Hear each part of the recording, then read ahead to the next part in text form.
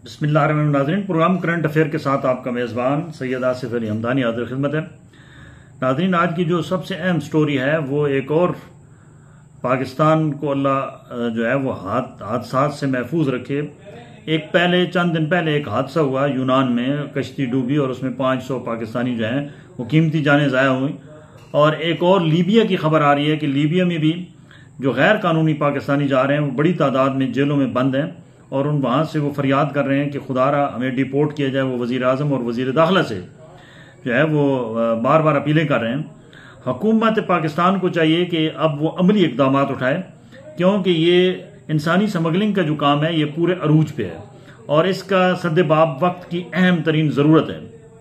नाज़रीन, एक और बुरी खबर कल जो है वो इंटरनेशनल मीडिया पे भी रिलीज़ हुई, कौमी मीडिया पे भी, कि 5 अफराद जो बैनुल अक़वामी शोहरत याफ्ता और अमीर तरीन लोग हैं, जिसमें 2 पाकिस्तान के लोग भी हैं, ये एक आबदोज के ज़रिए जो टाइटैनिक का वक़ूआ हुआ है 1912 में, वो वहाँ पे उसकी ये सयाह जाते हैं स्पेशली उसको देखने के लिए।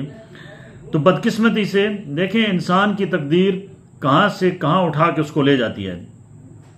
पाकिस्तान के मारूफ बिजनेसमैन और पाकिस्तान के चंद एक अमीर तरीन अशखास में जिनका शुमार होता है वो दाऊद ग्रुप है, जो दाऊद एंड कंपनीज के नाम से भी पाकिस्तान में जाने पहचाने जाते हैं, जिनका डेयरी उमंग, तरंग और ये इस किस्म की बड़ी बड़ी जो इंडस्ट्रीज हैं वो उनका एक बड़ा सिलसिला है। उनके जो मालिक हैं शहजादा दाऊद, जो कि 1975 में रावलपिंडी में पैदा हुए और उन्होंने जो है वो आला तालीम बकिंगम यूनिवर्सिटी से हासिल की, LLB की, और उसके बाद वो मुंसलिक हो गए कारोबार के साथ। वो बड़े दर्द दिल रखने वाले इंसान थे।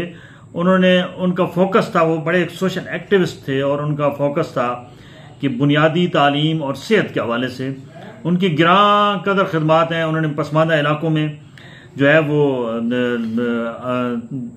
जो हमारी नौजवान नस्ल है उसको तालीम से आरास्ता करने के लिए मुतअद्दिद तालीमी इदारे कायम किए और बेशुमार हॉस्पिटल्स जिनकी हालत ख़राब थी उनको उन्होंने माली मदद भी फराहम की। और 1-2 हॉस्पिटल बड़े मशहूर तरीन हॉस्पिटल हैं जो है वो उन्होंने कायम किए और उसके अंदर लाखों की तादाद में अब तक जो है वो मुस्तहिक और बेबस मरीजों का इलाज हो चुका है।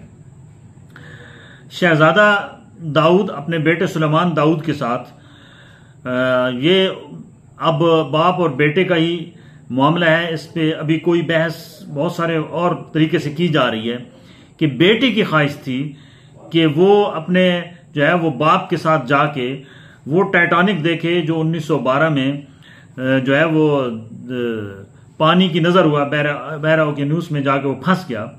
और बहुत सारे दुनिया भर के सयाह 1 सदी गुजरने के बावजूद भी वहाँ जा रहे हैं और उसकी सैर कर रहे हैं। तो इस बच्चे के अंदर भी ये ख्वाहिश पैदा हुई कि वो अपने वालिद के साथ जाके ये जो है वो अजूबा देखें।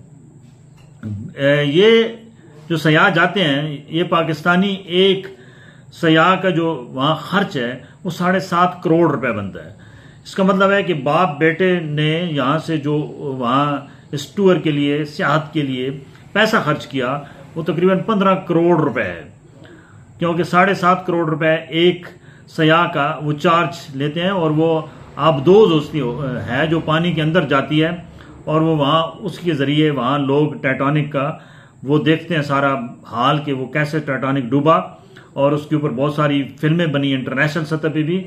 और टाइटैनिक अब भी मशहूर है, पूरी दुनिया में टाइटैनिक जो है वो पहचाना जाता है सेहत के हवाले से भी, और पूरी दुनिया से लोग जाते हैं। लेकिन वहाँ जाने का एक ही तरीका है बहरा ओकेनूस में कि वो आबदोज के ज़रिए जाते हैं। अब अल्लाह का बस वो बुलावा था कि ये आबदोज के अंदर ऑक्सीजन ख़त्म हो गई, और कल प्रॉपरली अमेरिकन जो हैं वो जो सारे सिस्टम को कंट्रोल करते हैं टूरिज्म के हवाले से, उन्होंने ये वाज़े तौर पे ऐलान किया है कि आबदोज ऑक्सीजन की वजह से फट चुकी है और उसके अंदर जो है वो 2 पाकिस्तानी और 3 गैर मुल्की और हैं, वो पांचों के पांचों जो हैं वो अब जिंदा नहीं रहे हैं। ये खबर यहाँ पे पाकिस्तान में ख़ुसूसी तौर पे सोशल सेक्टर में और फिर ख़ुसूसी तौर पे उनकी फैमिली के हवाले से बहुत बुरी खबर है और ये काबिल सद अफसोस खबर है। नाजरीन, एक दूसरी आज की जो अहम डेवलपमेंट है कि आज जो सुप्रीम कोर्ट के अंदर इस वक्त प्रोसीडिंग बिल पे बात हो रही है, जो ये अदालतें हैं फौजी अदालतों के हवाले से, उसके अंदर भी आज काफ़ी गर्मा गर्मी रही पूरा दिन और जजेस ने मुख्तलिफ रिमार्क्स दिए और पूछा कि किस तरीके से एक सिविलियन बंदा उसको आप इंगेज कर सकते हैं मिलिट्री कोर्ट्स में। उन्होंने कहा कि ऑलरेडी जो मिलिट्री कोर्ट्स में केस हैं वो लगी हुई हैं और नए बंदे को आप कैसे ट्रैप करके उसमें डाल सकते हैं। दूसरी जानिब जो है वो अटॉर्नी जनरल का जोर था कि माजी में भी इस किस्म के मामलात होते रहे हैं कि जो लोग संगीन किस्म की नौयत के जो मामलात होते थे कौमी सलामती के हवाले से, उस पे जो है वो मिलिट्री कोर्ट्स में ही उन लोगों के ट्रायल्स हुई हैं।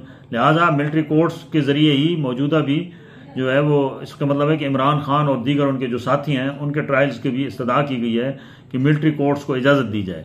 लेकिन दूसरी जानिब जो हुकूमत मुखालिफ वकला हैं, लतीफ़ खोसा साहब और जो एतजाज़ एहसन साहब हैं और बाकी वकला बरादरी जो है, उनका जोर है कि ये किसी सूरत भी ये मिलिट्री कोर्ट्स में सिविलियन के जो है वो आइन के तहत नहीं हो सकते ट्रायल्स, लिहाजा ये किसी सूरत इजाज़त ना दी जाए।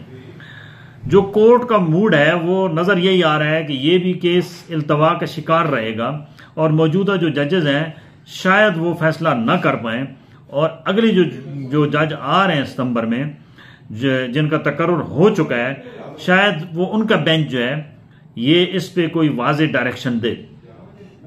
लेकिन इस मुल्क के अंदर बड़ी इस वक्त चेमागोइयां हैं इलेक्शन के हवाले से कि इलेक्शन नहीं होंगे।